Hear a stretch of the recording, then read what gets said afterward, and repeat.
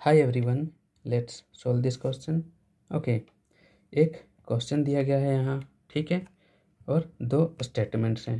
Okay, तो यहाँ हमें फाइंड करना है कि ये जो क्वेश्चन है, ठीक है, इसका आंसर हम स्टेटमेंट 1 से दे पाते हैं कि नहीं, ठीक है, या स्टेटमेंट 2 से दे पाते हैं कि नहीं, या फिर जब हम इन दोनों स्टेटमेंट को साथ में कंसिडर करते हैं उस वक्त हम इस क्वेश्चन का आंसर दे पाते हैं कि नहीं, ठीक है।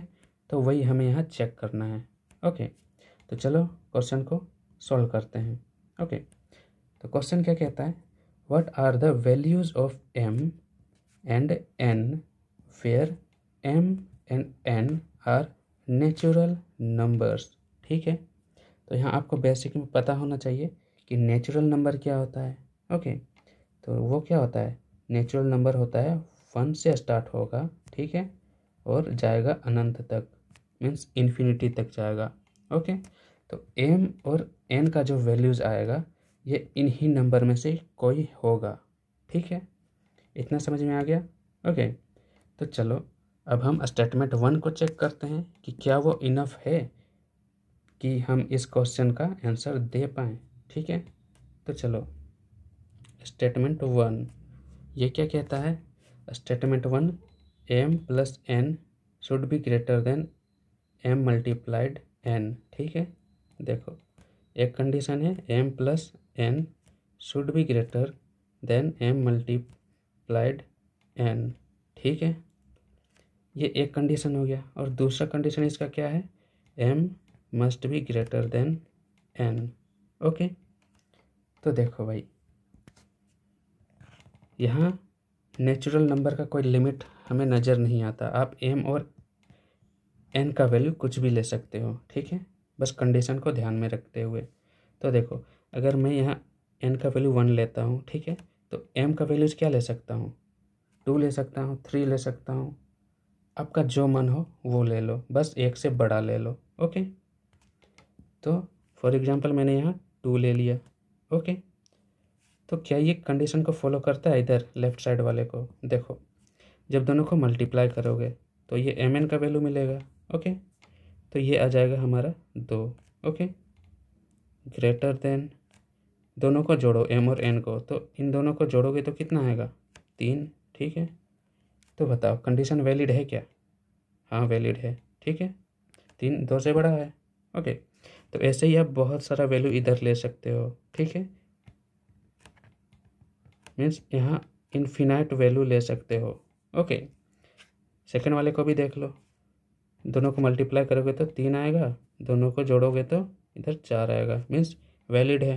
ओके, थर्ड वाले को भी देखो, दोनों को मल्टीप्लाई करोगे तो 4 आएगा और दोनों को जोड़ोगे तो 5 आएगा, वैलिड हो रहा है। ओके, तो देखो यहाँ हमें m और n का वैल्यू, देखो यहाँ बहुत सारा मिल रहा है m का वैल्यू, और n का वैल्यू भी यहाँ मिल रहा है। ठीक है, तो देखो यहाँ 1 की जगह और भी आप बहुत ले सकते हो अदर नेचुरल नंबर। ठीक है, तो यहाँ हम डिसाइड नहीं कर पा रहे हैं कि m का फिक्स वैल्यू कौन सा होगा इतने सारे वैल्यूज में से।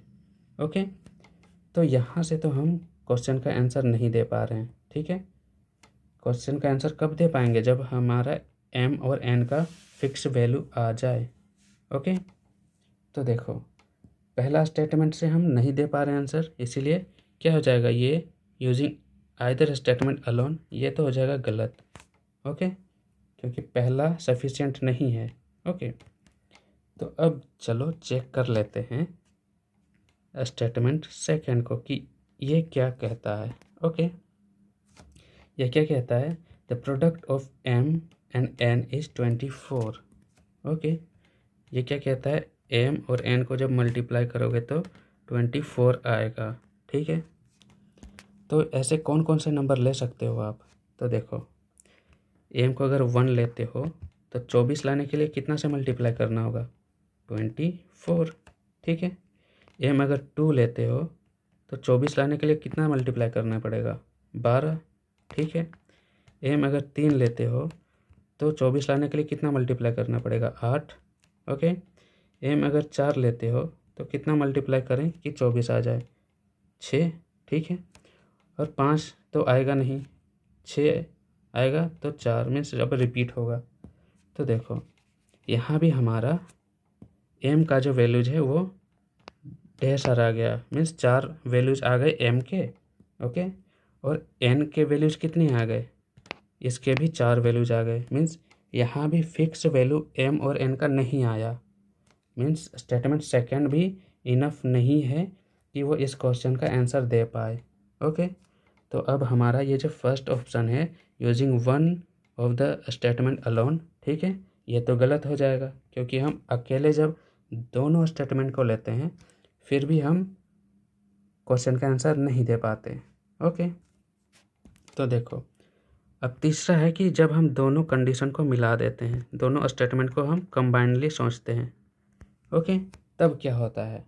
ओके, तो जब हम एक और दो को कंबाइंडली सोचेंगे मीन्स दोनों के कंडीशन को साइमल्टेनियसली कंसिडर करेंगे। ओके, तो देखो इस केस में क्या है, पहला स्टेटमेंट देखो ये वाला m must be greater than n, ठीक है, तो यहाँ देखो, ठीक है, ये कंडीशन और ये कंडीशन को मिला दो। ओके, पहला में है इसको मिला रहे हैं और इसको मिला रहे हैं। ओके, तो उस केस में क्या हो रहा है, उस केस में हो रहा है कि देखो n छोटा है m से या m बड़ा है n से, दोनों का मतलब एक ही है। तो पहला तो सही लग रहा है भाई, ठीक है। ओके, ये सही लग रहा है हमें। दूसरा m n से बड़ा है, ये भी सही है। तीसरा m n से बड़ा है, ये भी सही है। और चौथा ये m n से बड़ा है मीन्स 4 से बड़ा है, ये भी सही है। ओके, तो ये और ये कंडीशन तो ठीक हो गया। ओके, अब इसके सेकंड कंडीशन पे चलते हैं, मीन्स इस पे। Okay, means m plus n बड़ा होना चाहिए m n के मल्टीप्लिकेशन से। ओके, तो चलो ये फर्स्ट वाले पे देखो। ओके, फर्स्ट वाले पे क्या आएगा, देखो हम किसको कंसिडर कर रहे हैं, ये वाले को।